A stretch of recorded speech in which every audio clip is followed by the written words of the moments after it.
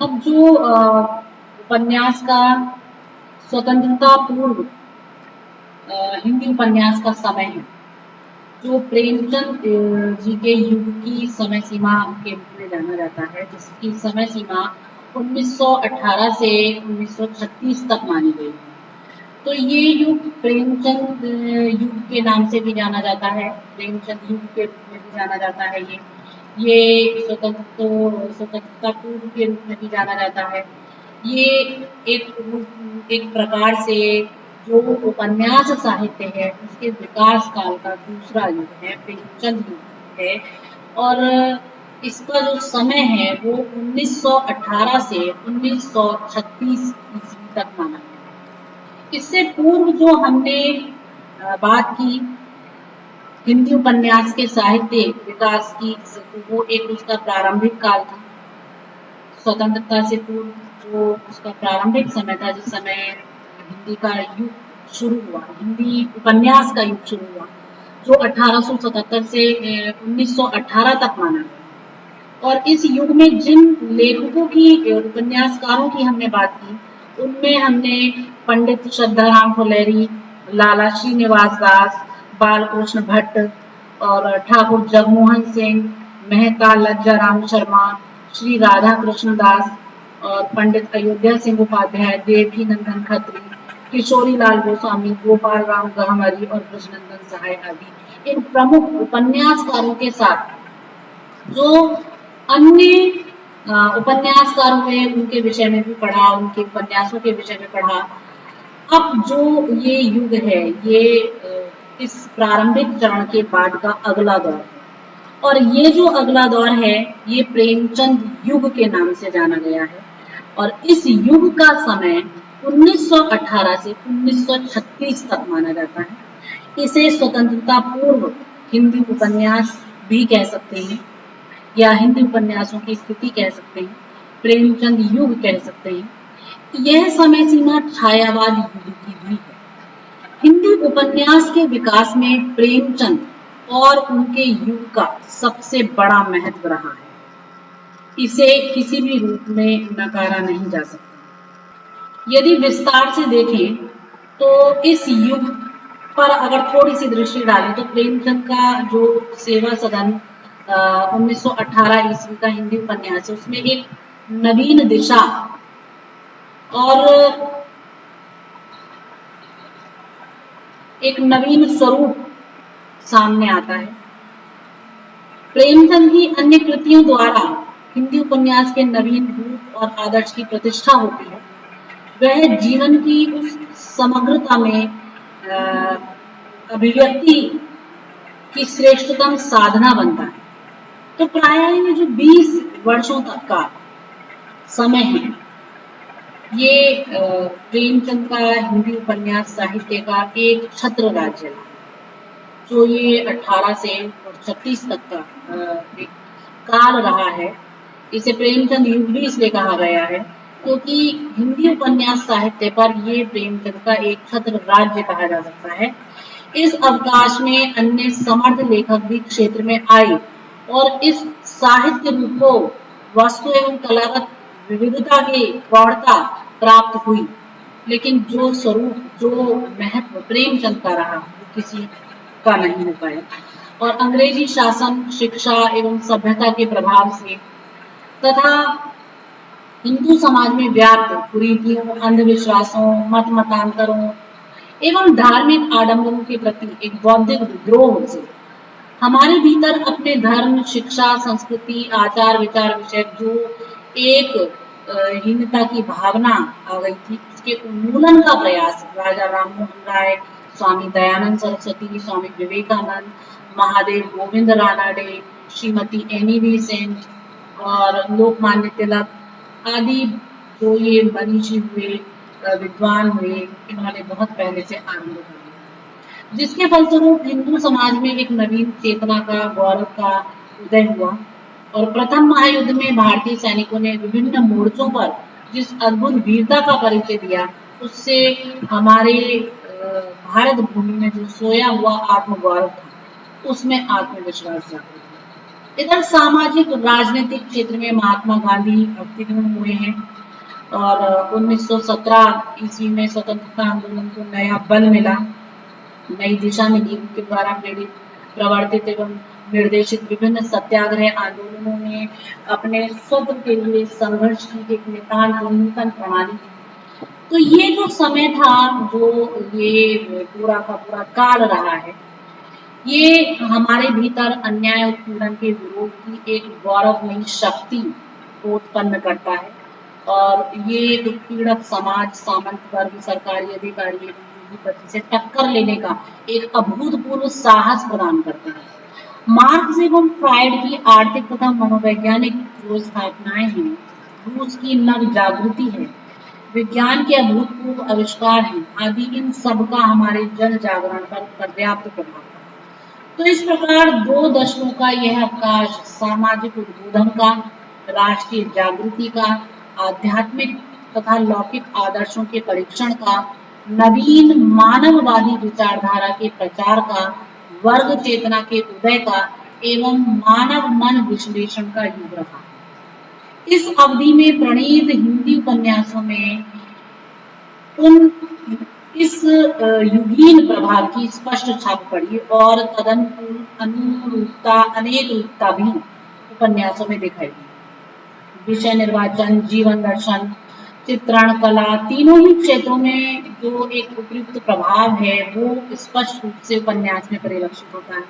कल्पना, romance एवं चमत्कार प्रदर्शन के इंद्रजाल से विमुक्त सामाजिक यथार्थ की कठोर भूमि पर खड़े होकर इस युग के हिंदी उपन्यास ने वास्तविक अर्थों में अपने युग का प्रतिनिधित्व किया। तो ये जो प्रेमचंद युग है, जो 1918 से और 1936 तक चला है, और इस युग का जो उपन्यास साहित्य है, वो उपन्यास साहित्य यथार्थ के धरातल पर, जिसने भारतीय जनजीवन की समस्याओं को गहराई से समझा। उनके उपन्यास आम आदमी के दुख दर्द की दास्तान है, जो कि सबसे अधिक प्रेमचंद के उपन्यासों में दिखाई देती है। प्रेमचंद जी ने पहले उपन्यास में जनजीवन की व्याप्ति को इतना बारीकी से स्पष्ट नहीं किया, पर आर्य समाज और गांधीवाद का प्रभाव उन पर बना रहा। पाश्चात्य प्रभाव को स्वीकार करते हुए भी वे भारतीय संस्कृति के प्रबल समर्थक रहे। तो प्रेमचंद मानवतावाद से प्रभावित थे। उन्होंने आरंभ में आदर्शवादी उपन्यासों की रचना की, बाद में उनका झुकाव यथार्थवाद की ओर हो गया। पहले संस्कृति के प्रबल समर्थक रहे, फिर मानवतावाद की ओर अग्रसर हो गए। तो उनके उपन्यासों में आरंभ में आदर्शवादी भावनाओं को देखा जा सकता है और कालांतर में यथार्थवाद को देखा जा सकता है। तो इस तरह उनके लेखन में एक नया पद, आदर्शोन्मुख यथार्थवाद, ये बना, ये जुड़ गया उनके उपन्यास साहित्य के लेखन। प्रेमचंद ने अपने लेखन में जीवन के व्यापक फलक को सृजित किया है। अब उनके जो उपन्यास हैं, सेवा सदन, प्रेमाश्रम, रंगभूमि, कायाकल्प, निर्मला, गबन और कर्मभूमि, गोदान, मंगलसूत्र, ये प्रेमचंद के प्रसिद्ध उपन्यास हैं। प्रेमचंद ने सीधी सरल भाषा में लिखा है। उनका मानना है कि आलोचकों के लिए नहीं, बल्कि पाठकों के लिए लिखा गया है। प्रेमचंद से प्रभावित होकर उपन्यास लेखन में जो प्रवृत्त होने वाले अन्य रचनाकार हैं, उन्होंने भी विशंबर नाथ शर्मा कौशिक, श्रीनाथ सिंह, शिव पूजन सहाय, भगवती प्रसाद वाजपेयी, चंडी प्रसाद हृदयेश, राजा राधिका रमण प्रसाद सिंह और सियाराम शरण गुप्त आदि इनके साथ के जो समकालीन रचनाकार हैं वो प्रमुख हैं। विशंबर नाथ शर्मा कौशिक के 2 उपन्यास माँ और भिखारिणी को पर्याप्त प्रसिद्धि मिली। प्रेमचंद युगीन उपन्यासों में शिव पूजन सहाय का एकमात्र उपन्यास देहाती दुनिया प्रसिद्ध है। चंडी प्रसाद हृदयेश के उपन्यासों में भावपूर्ण आदर्शवादी शैली में मनुष्य की सद्वृत्तियों की महिमा अंकित की गई है। और प्रेमचंद जी की तरह ही राजा राधिका रमण सिंह और सियाराम शरण गुप्त ने भी गांधीवादी दर्शन से प्रभावित होकर उपन्यासों की रचना की। अब यदि जो इस समय के उपन्यास हैं, जो प्रेमचंद युगीन उपन्यास हैं, इन युगीन उपन्यासों में अगर तत्कालीन युग जीवन को देखा जाए तो 19वीं शताब्दी के उत्तरार्ध में प्रादुर्भूत जो ब्रह्म समाज है, आर्य समाज है, प्रार्थना समाज है, थियोसॉफिकल सोसाइटी है, इन सब के द्वारा एक सामाजिक परिवर्तन दिखाई देता है। और ब्रह्म समाज पहले अनेक देवी देवता तथा मूर्ति पूजा का विरोध करके संगठित किया गया, लेकिन आगे चलकर इसका इसका प्रधान कार्यक्रम सामाजिक सुधार है।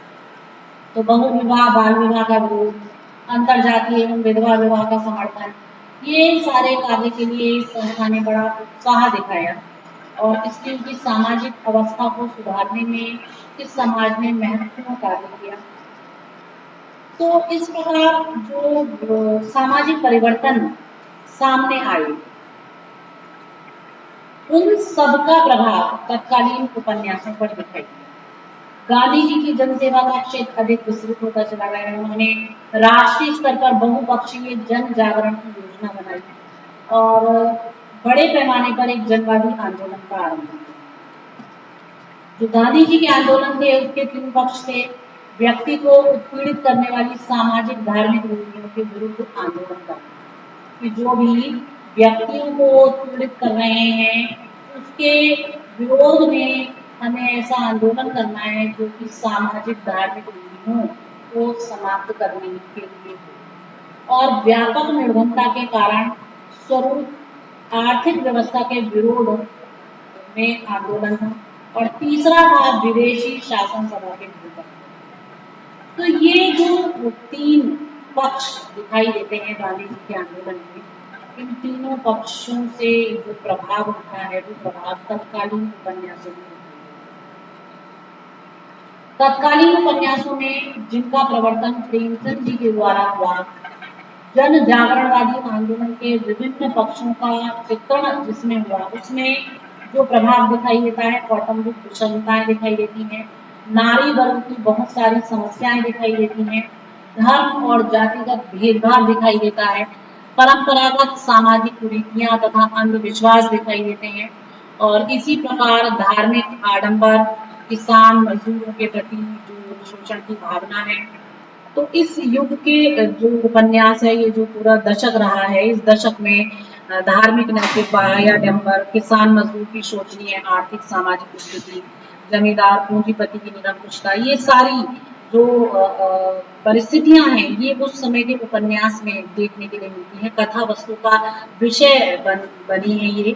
और सरकारी कर्मचारियों के अन्याय, अत्याचार, विभिन्न राष्ट्रीय आंदोलन, ये सभी एक या अनेक रूपों में कथा वस्तु के प्रतिपाद्य हैं। तो इन सबसे स्पष्ट होता है कि ये सारी जो अवस्थियां हैं, जो परिस्थितियां हैं, ये उस समय के साहित्य में दिखाई देती हैं और वास्तव में समाहित हुई हैं। उस समय के उपन्यासों के कथ्य में ये सारी जो युगीन परिस्थितियां हैं ये समाहित हुई हैं। कौटुंबिक विशेषताओं को अगर लें तो उपन्यासों में हम सपत्नी विद्रोह देख सकते हैं, सास बहू, ननद भौजी, देवर भौजी, देवरानी जेठानी, इनके कलह देख सकते हैं उपन्यासों में। और उस समय के उपन्यासों में जो पारिवारिक एकता के आदर्श एवं संस्कार इतने दृढ़ थे कि कटुता के छोटे मोटे जो झांकियां हैं वो उन पर निकल जाती थी, पता नहीं चलती थी। बाकी नौकरी पेशे की वृद्धि, औद्योगिक विकास, यातायात की सुविधा, ये सारी चीजें दिखाई देती हैं। और इसी प्रकार से नारी जीवन की बात करें तो नारी जीवन के रूप में आलोच्य युग जो रहा है प्रेमचंद युग, उसमें जो उपन्यास लिखे गए हैं उन उपन्यासों में नारी समस्या को आधार बना करके अनेक कथ्य दिए गए हैं। और ये जो युग रहा है इसमें वास्तविक अर्थ में मुक्ति आंदोलन का युग था।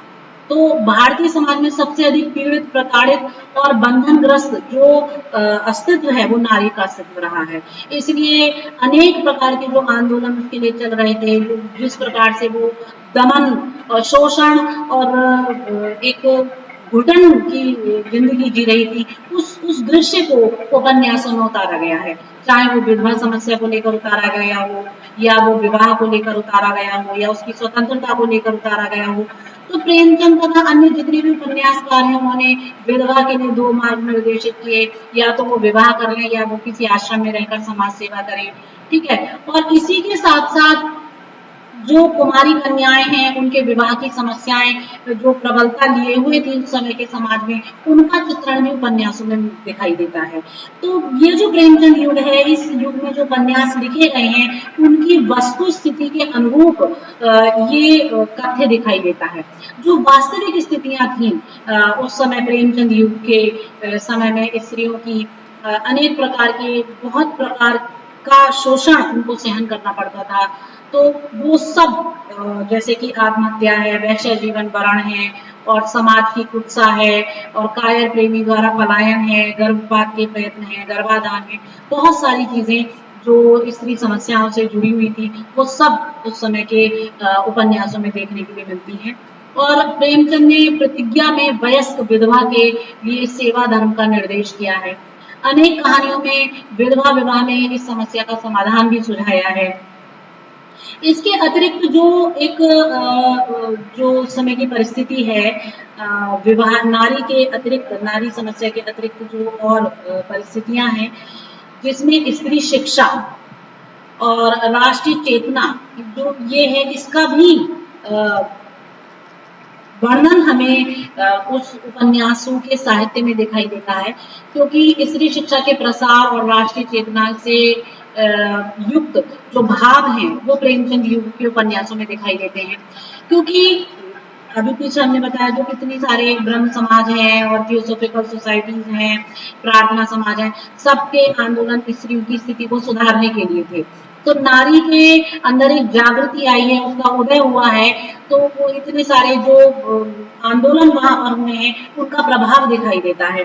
तो ये चीजें भी उस समय के उपन्यासों में, उस समय के उपन्यासों के कथ्य में दिखाई देती है। जैसे प्रेमचंद जी का रंगभूमि है, कायाकल्प है, कर्मभूमि है, इनका चित्रण किया गया है इसमें। तो ये उच्च आदर्शों से प्रेरित भारतीय संस्कारों में पली जागृत महिलाओं के स्वरूप को यहाँ पर उन्होंने दिया है। तो नारी विषयक जो विभिन्न समस्याएं हैं, वो इस चिंतन भूमि का स्पर्श करती हुई दिखाई देती हैं। सामाजिक यथार्थ के विश्वसनीय पटल पर बड़ी कुशलता से उनको इन उपन्यासकारों ने चित्रित किया है। इसके अतिरिक्त स्वच्छंद प्रेम की भावनाएं दिखाई देती हैं उस समय के उपन्यासों में। शोषण, दमन एवं दासता का वातावरण दिखाई देता है, जो उस समय समाज में फैला हुआ था। आए दिन जो हरी बेगारी है, भेंट नजराना है, इन सब की मांग लगी रहती थी। इनकी पूर्ति के लिए जमींदार, प्यादा, कारिंदा भांति भांति के अत्याचार किया करते थे। ये सारी जो उस समय की यातनाएं हैं, ये उपन्यासों में दिखाई देती हैं। तो अन्य सामाजिक विकृतियां भी थी। दासता थी, दीर्घकालीन अवकाश में अनेक प्रकार की सामाजिक विकृतियां थी। मध्यम वर्ग है, किसान वर्ग है, और अशिक्षा है, अज्ञान है, अंधविश्वास है, और जादू टोना है, मुंडन है, छेदन है, मृत्यु है। तो जितने सारे संस्कार हैं उनमें लिपटे हुए जितने भी आडंबर हैं, ये सब दान दक्षिणा, पूजा पाठ, तिलक, दहेज और भोज भात, नेक न्योछावर, ये सारे जो सामाजिक मान्यताएं हैं, रूढ़ियां हैं, इन सब का वर्णन हमें उन उपन्यासों के कथ्य में दिखाई देता है। तो जो प्रेमचंद युगीन उपन्यास है, वो समाज का सच्चा प्रतिबिंब है। इसे नकारा नहीं जा सकता किसी भी रूप में। ये जो समाज के मध्य जो ये उपन्यास साहित्य आया है, ये उस वास्तविक यथार्थ को लेकर के आया है, जिस यथार्थ को एक कोरे स्पष्ट शब्दों के साथ साहित्य में उतारा गया है। जो सामाजिक यथार्थ है, जो उसकी अभिव्यक्तियां हैं, वास्तविक कला माध्यम के द्वारा उसको चित्रित किया गया है। समाज के विभिन्न वर्ग हैं, उनकी मनस्थितियां हैं, स्वार्थ है, संघर्ष है, सामाजिक रूढ़ियां हैं, विषमताएं हैं, शासन है, यंत्र है, उसकी कठोरताएं हैं, आर्थिक विषमताएं हैं, असंतोष है, धार्मिक नैतिक बाह्याडंबर हैं और बहुत सारी चीजें हैं। राजा, ताल्लुकदार, जमींदार, साहूकार, सरकारी कर्मचारी, ब्राह्मण, वैश्य, शूद्र, पुरोहित, महंत, मठाधीश और जर्जर सम्मिलित कुटुंब, ये सब जितनी चीजें उस समय के समाज में व्याप्त थी, जो भी दृश्य उस समय समाज में दिखाई देते थे, उन सारे दृश्यों को प्रेमचंद युगीन जो उपन्यास है, उपन्यास साहित्य है, उसमें हम बिल्कुल स्पष्टता के साथ देख सकते हैं। उस समय के साहित्य को पढ़कर वास्तव में ये पंक्तियां अपने आप में सही सिद्ध होती हैं कि साहित्य समाज का दर्पण है।